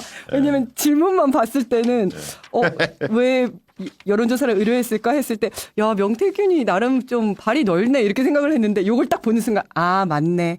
여의도 연구원이 직접 하기 곤란한 일을 시키려고 이게 딱 네. 정답이구나 싶은 생각이 드는 거예요. 그 부분도 있고 또 생각이 난다면은 네. 그 당시 당 대표가 명태균에게 돈 좀 챙겨주고 싶었어. 그럴 수도 있지. 사적으로 신세 많이 졌고. 그렇죠. 그럴 가능성이 있습니다. 그럴 가능성도 있다고 봅니다. 지상욱 씨가 네. 지상욱 원장의 네. 당시에. 자, 대선 후보 적합도 마지막으로 좀 보도록 하겠습니다. 이재명 대표가 38.4. 이게 전화면접 조사고요. 1.8% 올랐고 한동훈 13.1. 나머지 뭐 도토리 키재기입니다. 추이 한번 볼까요? 뒷장 한번 넘겨봐 주시면 추이가 나왔는데 지난주에는 그거 있었잖아요. 지지난주에 그 징역형 선고를 받았을 때 네네. 했을 때는 36.6으로 조금 떨어졌었어요. 근데 이번 네. 주에 다시 이제 위증교사죄 네. 무죄 받았잖아요. 무죄 지난주 월요일 날. 그러니까 네. 이게 지난주 금토일 날 조사니까 38.4로 다시 소폭 상승을 했습니다. 다시. 자, ARS 조사를 한번 보시면요. ARS 조사에서는 51.5가 나왔고요. 역대 최고치를 기록했습니다. 2.8%포인트 이재명 대표의 지지율이 상승을 했습니다. ARS 조사는 없나요? 예. 그 뒷장 없나요? ARS 조사는 안 넣었구나. 없으면 없다고 말씀을 해주세요. 없습니까? 예. 51.5 ARS 조사. 그 다음에 한동훈 15.7로 이재명 대표는 2.8% 올라서 가장 높은 수치를 역대 기록했다. 그러니까 ARS 조사에서는 요즘에 50% 가까운 여론조사 상당히 많이 나옵니다. 그만큼 정치 고관여층에서는 확고하게 자리 잡고 있고요. 정치 저관여층에서도 거의 40% 정도의 지지율을 좀 보이고 있으니까 사실은 어떻게 보면 지금 대한민국 대통령이 한쪽은 윤석열, 한쪽은 이재명 대표 아닌가 그런 생각이 들 정도로 우뚝 서 있다 이런 느낌은 듭니다. 근데 즉 최근에 뭐 이동영 작가가 직접 했는지는 모르겠는데 뭐 이창용 그 하는 총재 이야기가 이사나 뭐 이런 데서 막 많이 나온다고 의견을 저한테 개인적으로 물어보는 분들도 있는데 박진원 원장은 뭐 어떻게 보십니까? 그런 분들 뭐 미래의 가능성이 있다고 보십니까? 보수 언론에서 띄우는 것 같아요. 네. 띄우는 것 같은데 이거는 제가 보기에는 장기적으로 임기 단축 개헌하고 프로세스를 같이 맞춰가는 것 같다라는 생각이 드는데요. 예를 들면 이겁니다. 박근혜 탄핵에 결정적인 역할을 한 사람이 또 하나 있어요. 반기문이에요. 반기문이 등장해가 박근혜가 중간에 탄핵되더라도 보수 정권이 다시 탄생될 수 있다라는 희망을 준 거예요. 박근혜 지지율이 빠져서 갈 곳이 있는 거야. 반기문 쪽으로. 그러면서 중도라든가 보수적인 사람들이 박근혜를 버리는데 역할을 했어요. 똑같이 이창용 같은 사람이 등장을 하면은 윤석열을 빨리 버리고 이창용 쪽으로 보수가 옮겨갈 가능성도 있어요. 편하게. 그런 부분에서 한편으로 보면은 보수의 새로운 대안이기도 하지만은 또 한편으로는 윤석열을 빨리 종말을 만들어낼 수 있는 도구가 될 수도 있습니다. 이게 늘 동전의 양면처럼 붙어 있습니다. 그리고 또 이런 생각도 할 수 있어요. 윤석열이 이창용을 총리로 임명하잖아요. 그러면 어떤 생각을 할 수 있게 되냐면은 윤석열이 퇴임했을 때, 쫓겨났을 때 권한 대행을 할 수 있다. 그럼 권한 대행이라는 것 자체가 임시 대통령이기 때문에 다음 대통령이 되는데 굉장히 유리한 자리를 차지할 수 있다. 이런 상상력도 발휘할 수 있어요. 결국 제가 봤을 때 이창용 이야기를 꺼낸 거는 자기 내부의 사람이 아닌 용병이기 때문에 이게 정치 기획이거든. 정치 기획이기 때문에 제가 금방 이야기했던 것처럼 그림을 그리는 사람이 누군가가 등장했다. 윤석열이 끝날 때가 되었다라고 이제 보수 내에서도 이 정치꾼들이 그런 상황 인식을 하는 것 같아요. 그러니까 지금 이 얘기는 기존 국민의힘 정치인들로서는 가망이 없다. 이렇게 지금 본 거잖아요. 뭐 그렇죠. 네. 흔히 말하는 오세훈 등등 다 날라갔다. 근데 저는 어쨌든 뭐 그런 기획으로 가는 것 자체는 뭐 우리가 말린다고 뭐 말려지는 것도 아니고 그렇죠. 네. 그냥 열심히 하셔라. 네. 다만 꿈 깨라. 왜냐하면 네. 윤석열을 우리가 겪어봤기 때문에 국민들은 정치 초보자 아마추어한테 맞아요. 대통령 안 검증이 되지 맡깁니다. 않은 안 사람한테. 맡깁니다. 그래서 윤석열과 정반대 캐릭터, 무능한 사람이 아니라 유능한 사람, 정치 경험이 풍부한 사람, 이런 그리고 국민과 소통하는 사람, 이런 사람을 대통령으로 원하는 것이지 아마추어한테 절대 맡기지 않습니다. 그리고 반기문 사례를 한번 봤기 때문에 이창용은 반기문급도 아니에요. 네. 근데 어쨌든 그러면 뭐 지금 하는 총재로서 잘하고 있느냐? 그건 잘 모르겠어요. 뭐 모르겠죠. 하는 총재가 하는 역할이라는 게 제한적이기 때문에 앞으로 어떤 리더십을 보여줄지 모르겠습니다만 아무튼 조선일보 열심히 하셔라. 괜찮다 우리는. 네. 나쁘지 않아요. 네, 나쁘지 않아요. 네. 자, 광고 하나 하고 한창민 의원 모시도록 하겠습니다. 묘미담에서 만든 저당 캔디입니다. 와, 묘미담에서 저당 디저트 캔디 6종이 나왔습니다. 이거요. 네, 저 아까 오기 전에 하나 먹어봤는데 굉장히 고급진 맛입니다. 무설탕이라 건강하고 저당이라 안심하고 먹을 수 있고 6가지 맛이에요. 그래서 다양한 맛을 즐길 수가 있습니다. 허브 오일로 입안이 시원 상쾌해지고 가격도 저렴하고 안 먹을 이유가 없죠. 먼저 진짜 과일이 들어간 캔디 3종, 리얼 레몬, 리얼 딸기, 리얼 블루베리 이렇게 3개가 있습니다.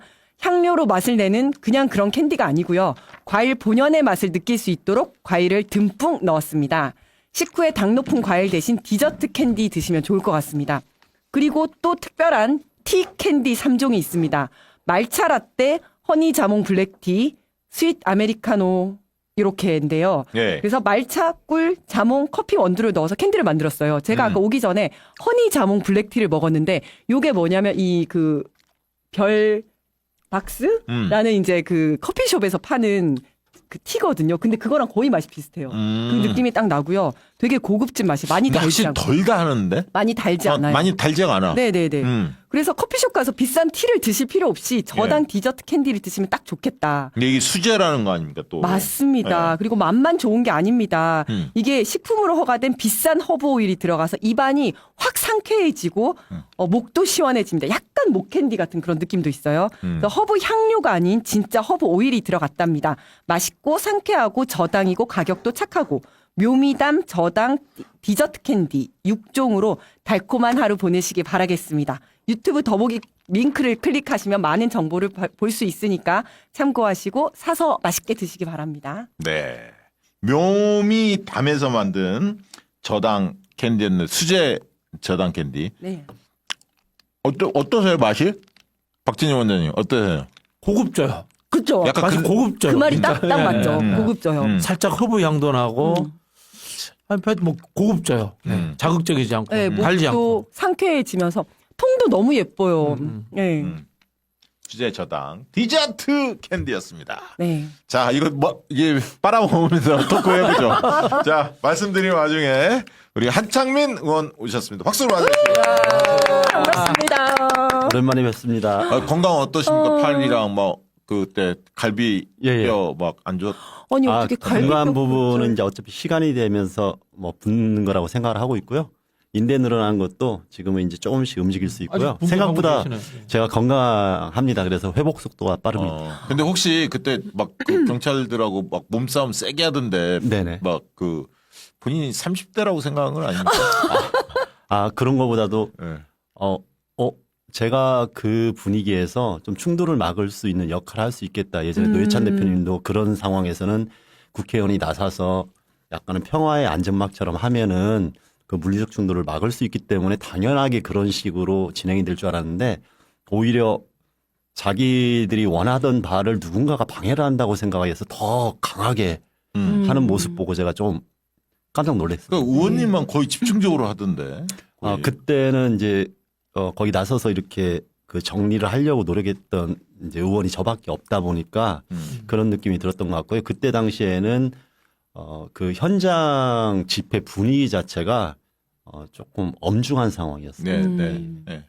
아, 그날 저도 깜짝 놀랐어. 민주노총 그 집회 네네. 끝날 즈음에 이렇게 갔는데 막 그 완전 무장하고 경찰들이 쫙 깔렸잖아요. 네, 옛날 완전 백골단 느낌이었잖아요. 네, 완전 진압복을 하고 그렇게 완전 무장해서 기동대가 12,000명 정도가 투입됐는데요. 네. 그런 것은 정말 몇 년 만에 처음이죠. 맞아요. 네, 그래서 처음부터 이 민주노총 집회를 폭력 집회로 유도하고 사실은 같아. 현장의 광장의 분위기를 좀 이렇게 억압하려고 네. 하는 그런 흐름 속에서 기획된 것이다. 저는 이렇게 봤습니다. 왜냐하면 지금 광화문 집회 네네. 국민행동의 날 지금 민주당이랑 시민사회 다 하잖아요. 네. 여기서는 그런 사람들이 없었잖아요. 네. 그래요. 질서위원들만 있었지 경찰들이 그렇죠. 완전 무장은 형광 조끼 입고 없었거든요. 나오죠. 저희가 그나마 제가 조금 다쳐서 다행이라고 생각한 게 제가 그렇게 다치고 국회에서 엄중하게 대응을 하고 이런 정치적인 흐름이 만들어지지 않았으면은 그 다음에도 그게 계속 진행됐을 맞아, 가능성이 그랬겠지. 높습니다. 예, 자, 그래서 우리가 그런 면에서 한창민 의원님 활약 때문에 그래도 좀 더 평화로운 집회를 이후에 이어갈 수 있는 뭐 화려하기라는 건 아니고 정말 걱정됐었습니다. 그렇게 됐으면은 사실은 민주노총에 대한 뭐 폭력적 이미지, 이 더시우지기와 갈라치기가 그대로 가고 그 다음에 평화 집회에서 사람들이 가족들과 평화롭게 촛불을 들 수 있는 분위기가 되게 위험한 상황에 광장이 노출된다고 생각을 해서 다음에 이전에 2016년에 저희들이 했던 촛불의 분위기를 만들지 못하는 맞아요. 그런 상황이 되려고 좀 막 걱정됐었습니다. 이렇게 좀 그래서 가족들이 나오기 어렵게 만든 거예요. 네네. 그 당시 분위기는 그걸 노렸어. 네네. 그래서 이재명 대표도 막 그날 연설할 때 맞아요. 네네, 맞습니다. 경찰들에 막 질타하고 비판하고 막 그랬잖아요. 네. 그렇죠. 경찰들 왜 그러냐고. 예. 국민들 안전 시민들이 생명을 다가갈 보호해야지. 수 있는 공간을 그때도 마찬가지로 민주노총 집회 끝나고 촛불행동 집회가 있었고 민주당의 시민대행진이 있었는데 그때까지도 그랬습니다. 완전히 다 나간 건 아니고 그나마 그 이후에 이제 민주당에 대한 상징성이 있기 때문에 그냥 차선을 확보하는 것 정도로만 밀어붙이는 상황이었지 그게 아니었으면은 많은 시민들이 또 다칠 수도 있었어요. 그날 차선도 엄청 좁게 줬었어요. 네네네. 다 처음부터 너무 집회 뒤집어가지고. 신고를 할 네. 때부터 그 두 차선을 굳이 남길 이유가 없었고 네. 돌렸어야 되거든요. 네. 그런데도 불구하고 그 차선을 물리적으로 확보해야 된다고 하면서 그냥 뭐 가두리 양식장에 밀어넣듯이 하면서 충돌이 발생한 거고. 네. 의원님, 우리 이지은 위원장님 아시죠? 네, 처음 알고 봅니까? 있습니다. 이제 네, 처음 방송은 뵙습니다. 처음입니다. 네네, 예, 처음 예. 뵙습니다. 아, 네. 방송에서는 네. 사적으로는 아십니까? 제가 사적으로는 잘 모르고요. 네. 제가 숙소 있는 곳이 마포 그 갑 지역구였습니다. 그러세요? 그래서 네네네. 당시에 저도 이제 선거운동하고 귀가하고 아침에 이렇게 나가는데 거기에 이렇게 가로수 경의선 숲길. 경의선 숲길 가로수길이 딱 있는데요. 연남동 거기에서 혼자 그 파리바게트 있거든요. 네네. 그 앞에서 계시길래 제가 그 모습 그때- 제가 응원하러 가려다가 다른 시민이 있어서 그냥 그래요? 흐뭇하게 웃고 지나온 적이 있습니다. 그러셨구나. 네네. 아유, 반갑습니다. 유권자네, 유권자. 네. 반갑습니다. 상임위는 지금 어딥니까? 네, 저는 정무위원회입니다. 아, 정무위원회. 네. 잘 맞습니까? 원래 원했던 데인가요? 아닙니다. 원래는 제가 환경노동위원회하고 보건복지 아니면 이제 언론운동을 오랫동안 했기 때문에 과방위를 가려고 했는데 거기에 비교섭 단체 의원들이 많아서 예. 제가 이제 1인 의원 정당이기 때문에 근데 정무위도 인기 상임인데. 인기 상임이지만 제가 준비했던 상임위가 아니었기 때문에 네.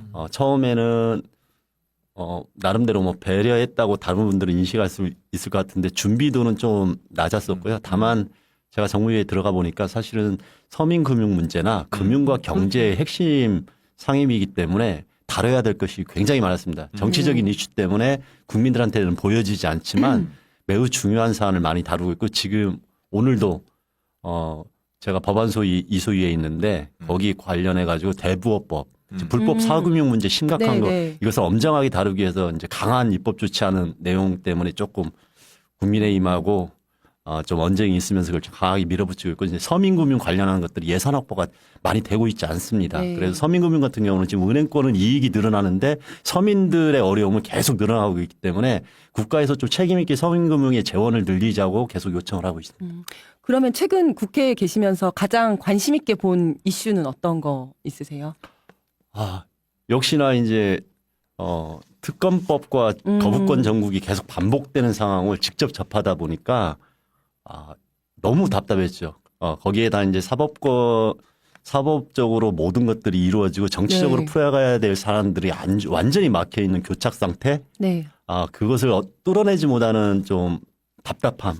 이런 게 많이 국민의힘 있었습니다. 의원들 중에 아는 분들도 있어요? 소통이 좀 되는 분들도 있습니까? 몇 분이 있죠. 있어요? 예. 그런데 이제 친하다기보다는 실질적으로 이제 방송을 통해 가지고 그래도 저 정도는 합리적으로 뭔가 할 수 있지 않겠냐 네. 이제 하는 분들은 있지만 그렇게 움직일 수 있는 구도가 아니기 때문에 좀 답답하더라고요. 그리고 지금 국회 내에서 뭐 민주당하고는 수시로 합의를 많이 합니까? 사회민주당, 네, 그렇죠. 기본소득당 다 예, 같이?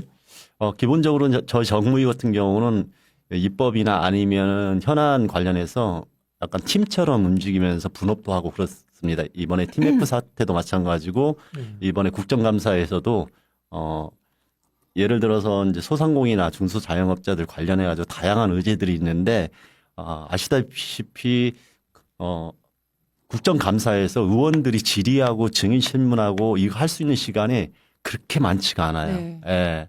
그렇기 때문에 현장에서 증인 선택하는 거와 그다음에 어떤 이야기를 이슈로 가져가서 답을 얻어낼까 이거에서 이제 팀원 UF 관련된 사안, 온풀법 관련된 사안, 중소상공인의 가맹점 관련한 사안 뭐 이런 거 좀 나눠가지고 역할을 분담하고 있습니다. 그 원래 박진영 원장님 비교섭단체도 국회 연설이 있죠?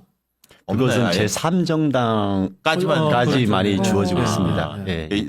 저 이준석이나 조국혁신당, 조국혁신당까지도 비교섭단체를 지난번에 조국 대표님이 했고 저는 이제 이런 분위기에서는 그래도 사실은 그게 길지 않거든요. 네. 대정부질이 하는 그 15분을 할애해 가지고 하는 거기 때문에 그래도 각 당이 이제 1인 정당이라도 있으면은 그래도 그 당이 국민들에 대해서 어떠한 입장을 가지고 22대 국회를 할 거냐 이 정도의 기회는 줬으면 좋겠다 이런 아쉬움이 진짜 있습니다. 그랬으면 좋겠어. 저는 개인적으로 이제 원내교섭단체 완화 문제에서 20석을 숫자를 떨어뜨리는 것도 중요하지만은 원내교섭단체를 만드는 규정이 있지 않습니까? 네, 봉쇄 조항이 네, 있습니다. 그런 부분들을 좀 편하게 해줘야 돼요. 우리 예를 들자면은 임시로라도 뭐 15명, 20명이 모여서 임시교섭단체 만들고 하고 그다음에 또 해산하고 네네. 이런 것들을 굉장히 좀 자유롭게 열어줄 필요가 있다. 그런 생각이 들어요. 네, 뭐 제가 작은 정당의 대표로 맡아서 그런 게 아니라 사실 우리가 항상 이야기했던 게 다양한 국민들의 삶이 있을 때 그것을 완전하게 만들어내지를 못하더라도 최소한 작은 정당들이 그 목소리를 낼 수 있는 환경이 될 때 국민들의 다양한 삶도 정치를 통해서 변화시킬 수 있다 그럼 이렇게 지금 생각하고 있습니다.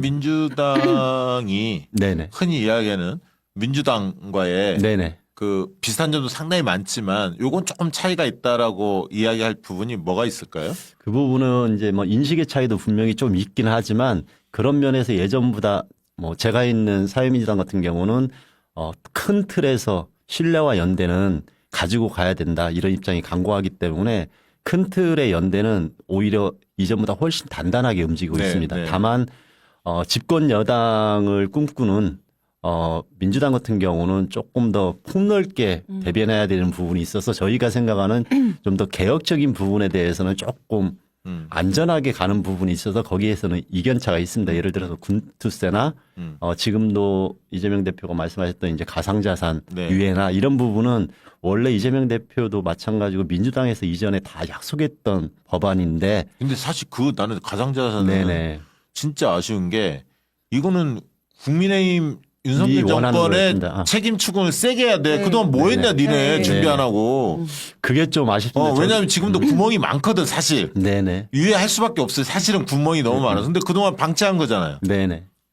이 부분에 대해서 충분히 민주당의 입장을 이해하는 측면도 있어요. 이런 부분이 정치적 이슈를 돌려가지고 프레임 전환을 하는데 악용될 소지가 있으니 그것은 좀 털고 가겠다 이런 마음일 수도 있겠지만 실제로 이런 부분이 개선되지 않았던 것은 윤석열 정부와 국민의힘이 거기에 대해서 신경을 안 썼기 그렇죠. 때문에 그런 거기 때문에 오히려 책임을 묻고 이 약속은 지키고 가자.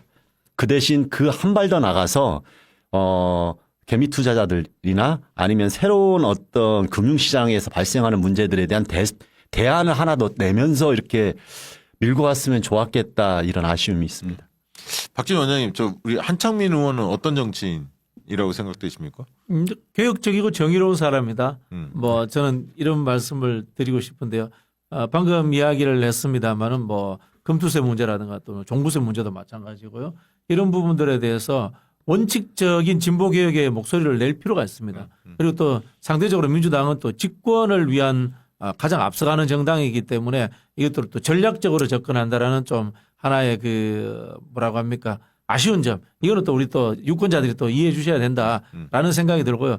결국은 큰 틀에서 이 빅텐트로서 집권을 하고 난 이후에 우리 상대적으로 좀 더 진보적이고 개혁 정당들이 이 개혁적인 성향으로서 정권을 유지하는데 큰 빛과 소금의 역할을 해줄 필요가 있다. 이런 생각이 들고요. 특히 이제 문재인 정부에서 아쉬웠던 것들이 집권하고 나서 과잉우양우하면 안 되거든요. 힘이 있을 때는 개혁적인 전쟁들을 확 밀어붙여야 되거든요. 대표적으로 중대재해기업처벌법 문제라든가 언론개혁법 문제라든가 이런 부분들을 그 당시에 이제 정의당이라든가 이 진보적 우당들이죠. 우당들과 관계 설정을 잘못함으로 인해 가지고 우리가 이제 개혁의 시기를 놓친 점이 있기 때문에 연대하되 그리고 빛과 소금으로서 끊임없이 민주당에게도 비판적인 화살을 쏴주는 그런 역할을 해 주시길 바랍니다. 저는 그런 부분에서 우리 국민들 그다음에 이제 많은 분들이 또 민주당 지지층이 훨씬 넓기 때문에 그다음에 이재명 대표를 중심으로 이렇게 뭉쳐 있기 때문에 이 부분은 꼭 말씀드리고 싶어요.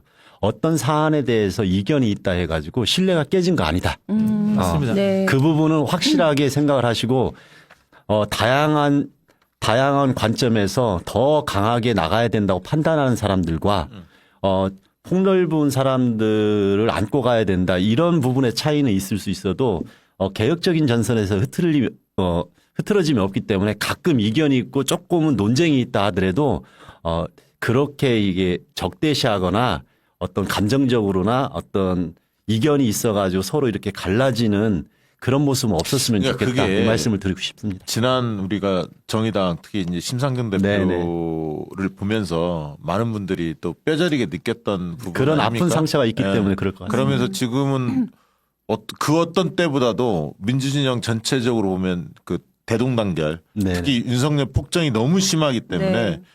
우리 싸울 때는 하나로 뜰도 지금 뭉쳐서 같이 싸우는 거 아닙니까? 사실? 네네 맞습니다. 깃발 같이 들고 네네. 그런 면이 참 안도가 돼요. 네. 그래도 지금은 진보당, 사회민주당, 기본소득당 모든 정당들이 지금 다 같이 함께 가고 하잖아요. 원내 네. 정당들은. 네, 야6당은 기본으로 함께 하고요. 예. 그 다음에 이제 촛불 집회나 다양한 부분에서도 항상 실무적인 협의도 같이 진행을 하고 있습니다. 네. 다행스러운 거예요. 네. 우리 이지은 위원장님 궁금한 거. 저는 사실 궁금한 네네. 게 이제 사회민주당에 계시다 보니까 대표로 계시다 보니까 네네. 당원들이 관심 있는 분야가 어떤 분야인지 좀 궁금합니다. 당연히 이제 사회민주당 같은 경우는 이제 북유럽 복지국가처럼 조금 더 평등하고 자유로운 세상에 대한 꿈을 빠르게 진행시키자. 지금도 많이 늦었다. 그래서 한국의 변화 상황에 맞게 이런 부분을 이제 당당하게 이야기하자. 이런 취지로 만든 정당이기 때문에 기본적으로 사회 경제적 민주화 그리고 이제 조금 더 공정하고 평등한 세상에 대한 꿈 거기에는 이제 저희 사회민주당의 구성원들이 두 부분의 영향을 많이 받은 분들이 뭉쳐 있어요. 이제 노무현 대통령과 함께 좀 더 강한 개혁을 추구했으면 좋았겠다 이렇게 바랬던 분들과 네. 노회찬 대표와 함께 더 사회적 약자들 중심으로 해서 세상이 공정했으면 좋겠고 평등했으면 좋겠다. 이런 마음을 함께 했던 분들이 많이 있기 때문에 기본적으로 제가 항상 얘기하는 것은 노무현 대통령과 노회찬 대통령이 꿈꾸었지만 현실적인 장벽 때문에 멈춰졌던 개혁 과제들 이 부분을 연대와 협력으로 민주개혁 진보 진영이 좀 더 강하게 사회적 개혁을 만들어가는데 앞장섰으면 좋겠다. 이런 바람으로 뭉쳐 있습니다. 강하고 따뜻한 정당이네요. 네. 그래서 네. 저희들 항상 얘기하는 것은 두 분이 많은 국민들한테 여전히 그래도 존경을 많이 받는 것은 어떤 가치와 지향은 단단하고 확실하게 가되 많은 사람들한테 따뜻하고 품을 줄 아는 네. 그런 어떤 진보 정치의 모습, 그런 인간의 향기가 나는 진보 정치 이런 것들을 우리가 제대로 실현하자 이런 마음으로 가고 있습니다. 요즘에 전국은 어떻게 진단하십니까? 명태균 게이트 막 이렇게 계속 터지고 있는데 어떻게 보고 계세요? 저는 개인적으로 뭐 예정했던 일을 확인하는 과정이다 이렇게 생각을 하고 있는데 저희가 생각했던 것보다 훨씬 더 형편없는 사람들이다. 그리고 훨씬 더 잔인하고 무도한 사람들이다. 그리고 뻔뻔한 사람들이다. 이런 생각을 가지고 있습니다. 그냥 단순하게 윤건희 정권, 그러니까 윤석열, 김건희 두 부부만 문제가 아니라 국민의힘의 정치인들이 모두가 연계되어 있는 거 보고 네. 명태균이라는 사람한테 이렇게 농락당하고 의존했던 한국 보수 정치의 민낯 너무 참담하다. 이 생각이 들었습니다. 저는 이제 좀 원론적인 질문 겸 부탁을 하나 드리고 싶은데요. 사회민주당이 진보 정당으로서 좀 굳건하게 자리 잡으려면 빨리 노동을 좀 안아주셔야 된다라는 말씀을 드리고 싶은데요. 지금 민주노총이 다 옳은 건 아니거든요. 그 전형적인 이제 전투적 조합주의라든가 네. 이런 과거의 구태연한 모습들은 벗어나야 되고요. 오히려 자유로운 노동자들의 연대 그런 말씀하신 이제 북유럽 모델이라든가 이런 쪽으로 네네. 바뀌어야 되거든요. 근데 그거를 누군가 정치적으로 안아줘야 돼요. 지금 보면은 제가 보기에 민주노총 조합원이 한 120만 명 정도 되는데 대부분의 조합원들은 민주당에 투표해요. 그렇죠. 근데 지도부들은 갈 데가 없어. 통진당 사태 네네. 그 지도부들이 갈 데가 없단 말이에요. 결국은 이제 노동운동의 방향의 문제인데 그런 부분에서 사회민주당이 빨리 노동을 안아가지고 우리 사회의 노동에 기반한 진보가 어떤 목표로 가야 될 것인지 말씀하신 것처럼 유럽식, 북유럽식 사회복지 국가로 간다.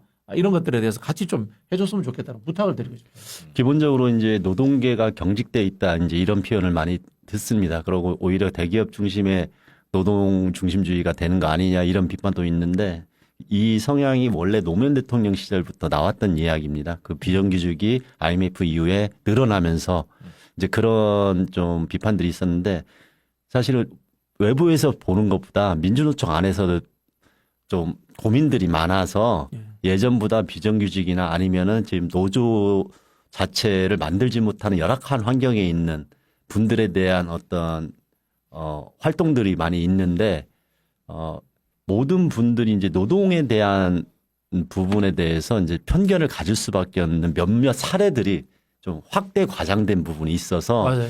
저희가 여전히 노동의 문제에 대해서는 좀 열린 시각으로 한번 같이 봐줬으면 좋겠다 이런 마음을 갖게 됩니다. 그런 부분에서는 이제 사회민주당이 문제 해결 능력이 아직은 작기 때문에 함께 연대는 하더라도 뭔가 주도할 수는 없는 현실적 한계는 있습니다. 그런 면에서 저는 민주당도 그렇고 사회민주당도 그렇고 조국혁신당도 그렇고 노동을 노동자의 문제가 아니라 자영업자와 사회적 약자를 바라보는 시선으로 노동운동을 같이 바라보면서 연대할 때 연대하고 반성과 성찰이 필요할 때는 또 그 부분에 대해서 쓴소리도 하고 이렇게 하면서 좀 어깨 걸고 나아갔으면 좋겠다 이런 바람을 저도 갖고 뭐 있습니다. 비슷한 얘기인데 경제적 불평등 문제, 네. 경제적 양극화 문제가 지금 뭐 벌써 우리 사회 중심으로 떠오른 게 20년이 됐습니다. 맞습니다. 사실은 참여정부 노무현 정부 때부터 그 문제가 이제 대두가 됐었는데 사실 갈수록 지금 격차가 확대되고 벌어지고 있거든요. 있습니다.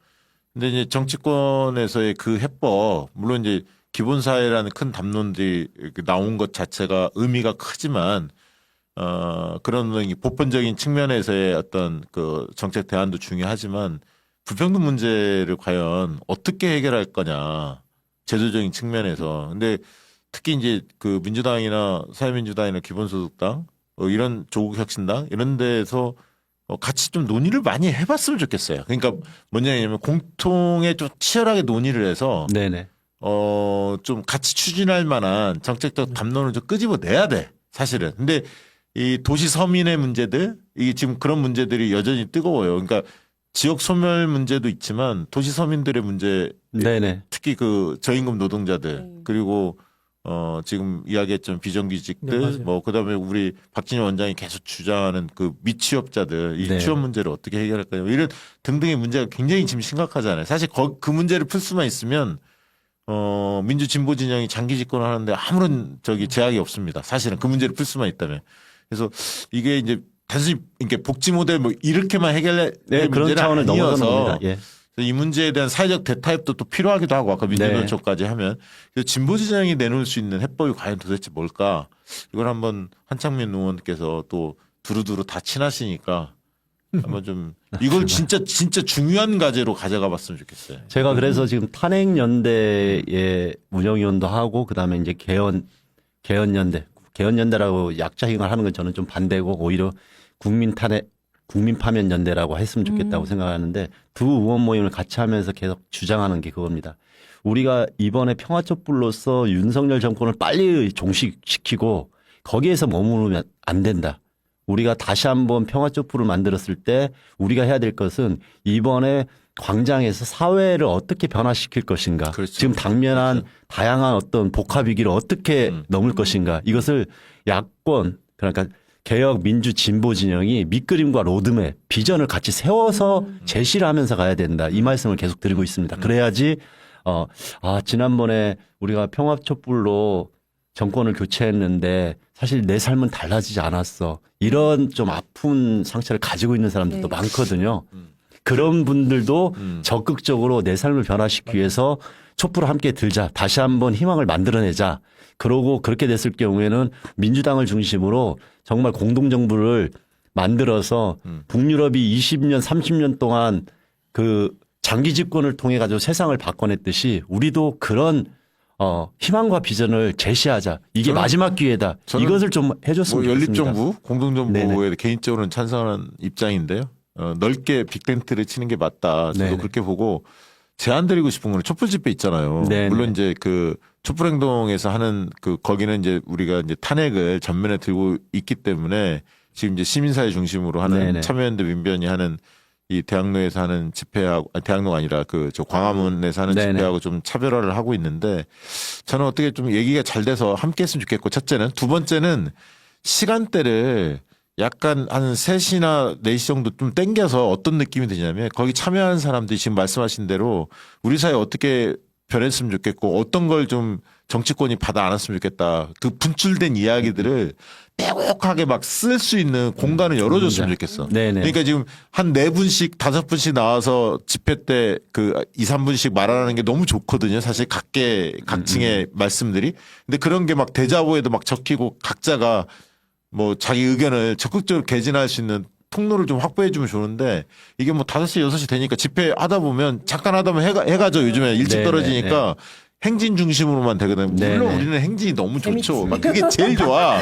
그렇지만 가족과 함께 온 뭐 중학생, 고등학생이 할 말도 있고 우리 교육에 대해서 이렇게 바꿔도 그게 박근혜 때 우리의 모습이잖아요. 네, 사실은. 네. 그래서 한번 진지하게 고민해 봤으면 좋겠어요. 지금 시간대도. 제가 네. 상황을 좀 말씀드리면은 이제 저희가 계속 요청했던 게 시민사회가 구시민사회 실질적으로 좀 레인밸류가 있는 시민사회는 지금 시민행진으로 해서 야당과 함께 결합되어 있는 상황이고 사전집회 형식을 띠지만 이제 촛불행동은 2년 반 동안 촛불 광장을 지켜왔던 분들이다 보니까 그럼요. 약간의 온도차가 있습니다. 있죠. 그래서 네. 그런 부분에 대해서 저희가 이제 계속 요청했던 것은 일단은 그런 부분에서 주도성을 내려놔야 된다.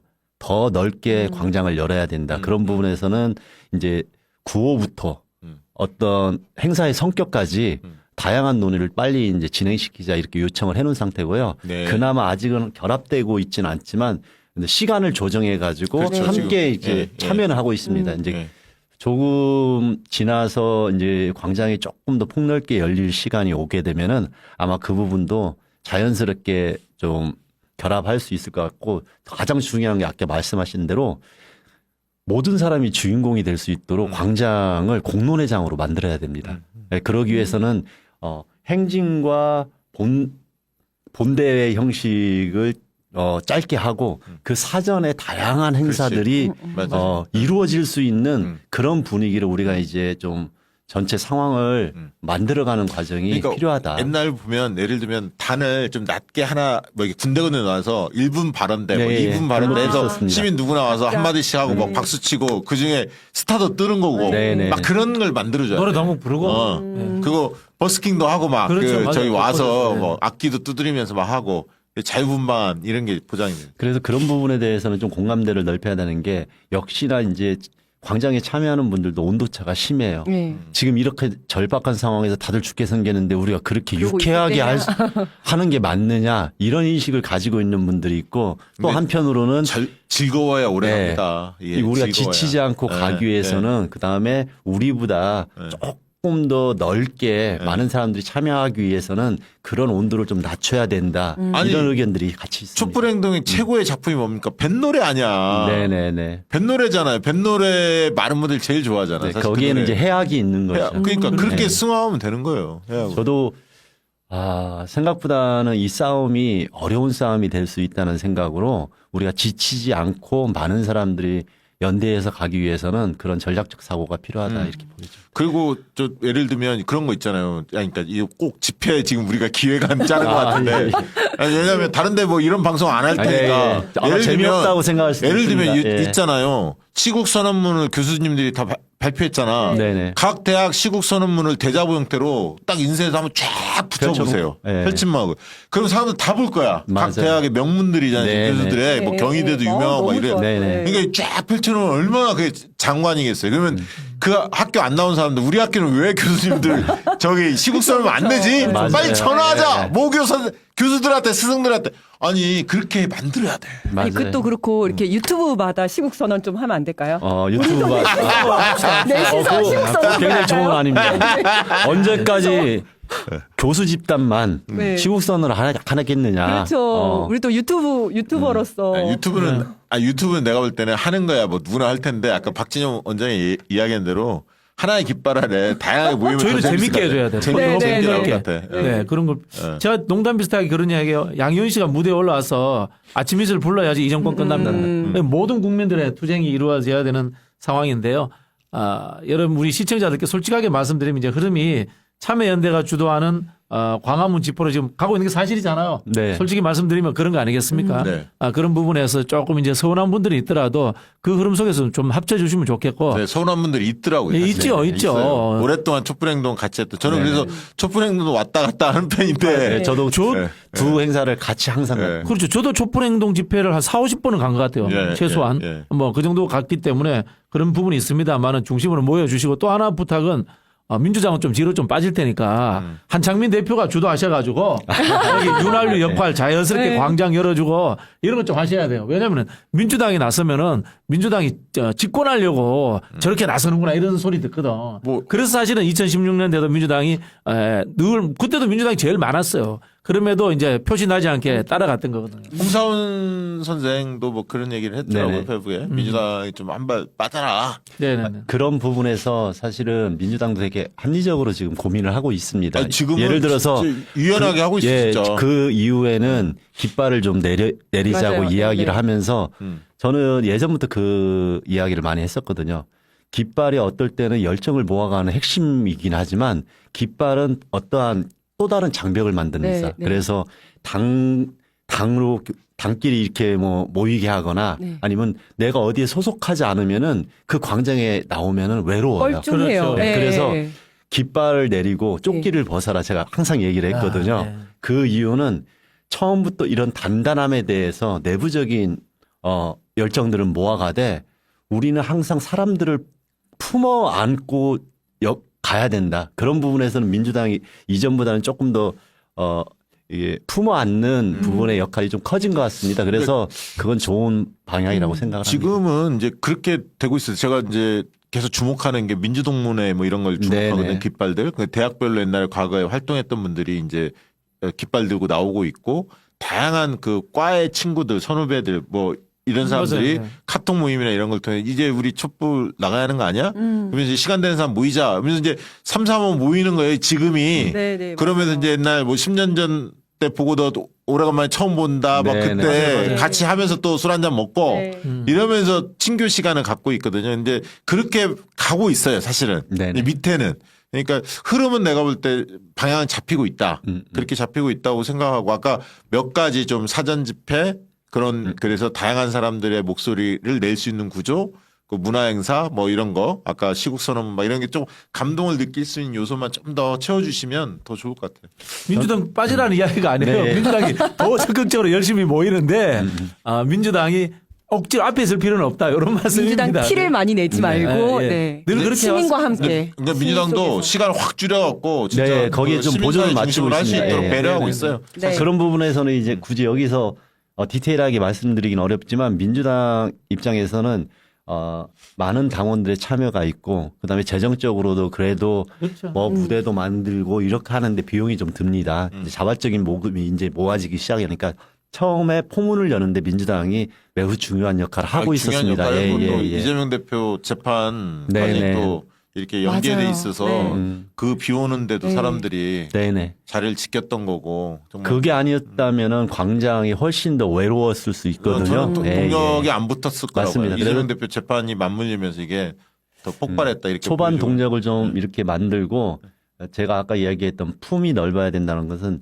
사실은 집권을 하는 세력은 훨씬 넓게 그물을 쳐야 됩니다. 그런 부분에서 마지막 좋은 결과를 만들기 위해서는 민주당의 당원들이나 지지층이 훨씬 더 열정을 가져가되 유연하고 품 넓게 가는 게 민주당을 위해서 가장 좋은 방식입니다. 지금 당원이 얼마나 되죠? 사회민주당은?